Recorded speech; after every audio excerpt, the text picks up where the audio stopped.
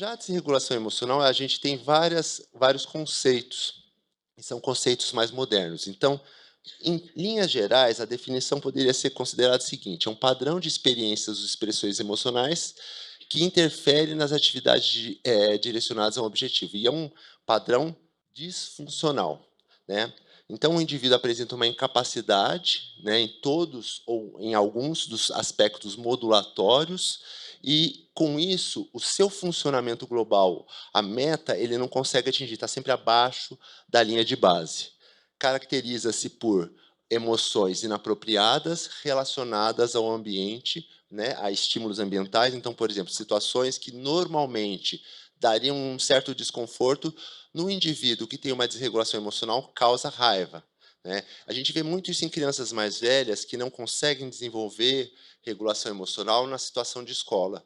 Por exemplo, quando elas recebem uma advertência por ter um comportamento inadequado e elas explodem, ou dentro de algum quadro psicopatológico específico. Estímulos ambientais e cognitivos. Bom, ela é composta por 3 aspectos principais, que é a reação emocional inadequada e excessiva, as mudanças rápidas e descontroladas das emoções e uma alteração, uma interpretação anormal dos estímulos. Então, a raiva ela é sentida de uma maneira muito intensa, a tristeza é sentida de uma maneira muito intensa, o medo é sentido de uma maneira muito intensa e o estímulo não é correspondente. Então, em todas as psicopatologias descritas até hoje, a gente tem maiores ou menores graus de desregulação emocional. Em crianças é o termo usado para falar sobre aquelas crianças que têm grande dificuldade, uma relação, com o outro bem prejudicada, né, e é um conceito que é multidimensional. E aí entra o tópico da nossa aula, né, falando inclusive do transdiagnóstico. Então, o indivíduo ele apresenta uma reatividade emocional intensa, uma polaridade também intensa, tanto para coisas boas quanto coisas ruins, e uma dificuldade no controle comportamental. Essas crianças elas viram alvo, e quando elas se tornam adultos também, de situações limites, né? Elas ficam muito propensas a terem situações limites ou a se colocarem em risco, né? Crianças com essa desregulação vão ter provavelmente grandes chances de desenvolver um diagnóstico psiquiátrico ao longo do desenvolvimento. Eh, Ela tem um destaque grande nos diferentes diagnósticos. Só que algumas pesquisas mais recentes começam a levantar a hipótese de que isso talvez seja, alguns casos de desregulação emocional, sejam um diagnóstico específico do neurodesenvolvimento.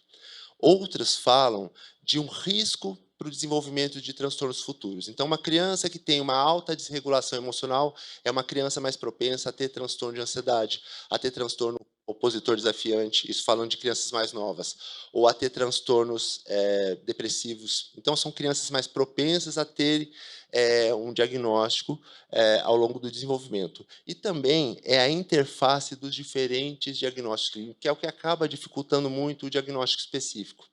A gente vai ver isso muito claramente, por exemplo, quando a gente fala de bipolar e TDAH.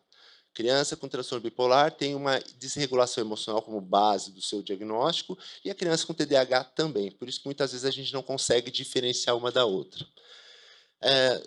À medida que os estudos avançam, a gente precisa tentar diferenciar uma coisa da outra para que a gente possa ter diagnósticos mais específicos e conseguir realizar tratamentos mais efetivos. Porque se a gente não fecha um diagnóstico adequado, a gente acaba tratando de uma maneira vaga e a resposta terapêutica ela é bastante limitada.